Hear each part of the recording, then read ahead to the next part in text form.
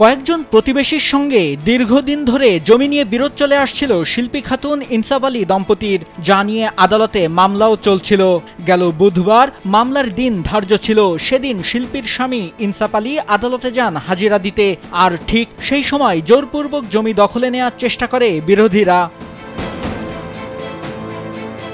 তবে বাধা হয়ে দাঁড়ান শিল্পী খাতুন। এ সময় দুই নারী তাকে তাদের বাড়িতে ধরে নিয়ে যায়। সেখানে সবাই মিলে বিষাক্ত গ্যাস ট্যাবলেট গুলিয়ে জোর করে শিল্পীকে খাইয়ে দেয়। পরে মুমূর্ষ অবস্থায় শিল্পীদের বাড়ির আঙিনায় তাকে ফেলে রেখে চলে যায়। অন্য প্রতিবেশীরা তাকে উদ্ধার করে হাসপাতালে ভর্তি করলে কিছুক্ষণ পর কর্তব্যরত চিকিৎসক তাকে মৃত ঘোষণা করেন।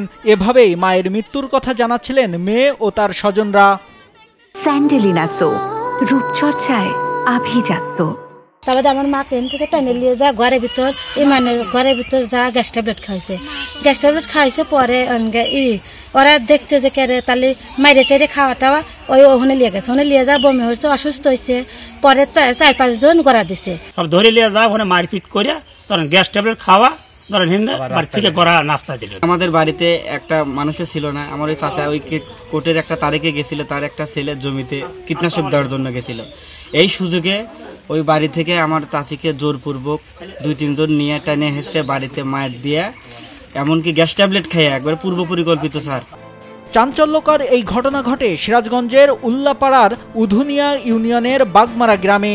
স্থানীয়রা জানান, প্রতিবেশী ইমান আলী, আব্দুল বারী, কবির হোসেন, মোতালেব হোসেন ও রুবেলের সঙ্গে তাদের জমি নিয়ে বিরোধ ছিল। সেই বিরোধের জেরে শিল্পী খাতুনকে গ্যাস ট্যাবলেট খাইয়ে হত্যা করা হয়েছে। শিল্পীর মৃত্যুর খবর শুনেই অভিযুক্তরা বাড়ি থেকে পালিয়ে যায়। যাওয়ার সময় দেখলাম যে এই বাড়ির মধ্যে চেঁচামেচি হচ্ছে। তারপরে আমি আগে গেলাম। আগে যাওয়ার পরে দেখলাম যে 2টা মহিলা একটা মহিলাকে মারতেছে। মহিলাটা টাইনে লিয়ে গেল, টাইনে লিয়ে যা পিছন দিয়ে লিয়ে ঘরে তুলছে, বাড়ির মধ্যে তুলছে। তোলার পরে এখন কি খাওয়াইছে, মহিলা কি হইলো অসুস্থ হয়ে গেল। অসুস্থ হলে পরে বমি হইলো। বমি হওয়ার পরে সে এখন ওরা দেখলো কেন অসুস্থ হয়ে গেল। এখন মহিলাকে নিয়ে এসে দোপাবারে থুয়ে গেল। স্থানীয় ইউনিয়ন পরিষদের নারী সদস্য আসমা খাতুন বলেন, ঘটনার কথা শুনে আসলেও শিল্পী খাতুনকে তিনি পাননি। তাকে হাসপাতালে নিয়ে যায় প্রতিবেশীরা। শুনি যে ইনসাফের বউ নাকি ওই বাড়ি পার নিয়ে গেছিল শিল্পী খাতুন, ওনাকে ওই বাড়ি পার মুর্শিদে আর হচ্ছে রসনারা এরাই নাকি 2 জন আবার বাড়ির ভিতর থেকে টাইনে হেসড়ে গড়ান নামা দিছে।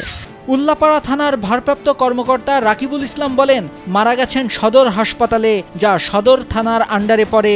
তাদের কাছে অভিযোগ আসলে তদন্ত করবেন।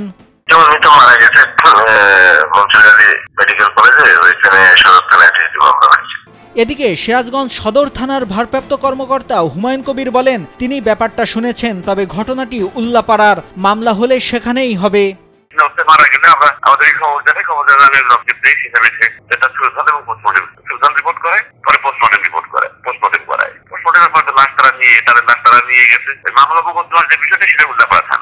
দ্রুত অপরাধীদের আটক করে পুলিশ তাদেরকে আইনের আওতায় আনবে, এমনটাই দাবি স্বজন ও স্থানীয়দের। নাইমুল হাসিব, কালবেলা।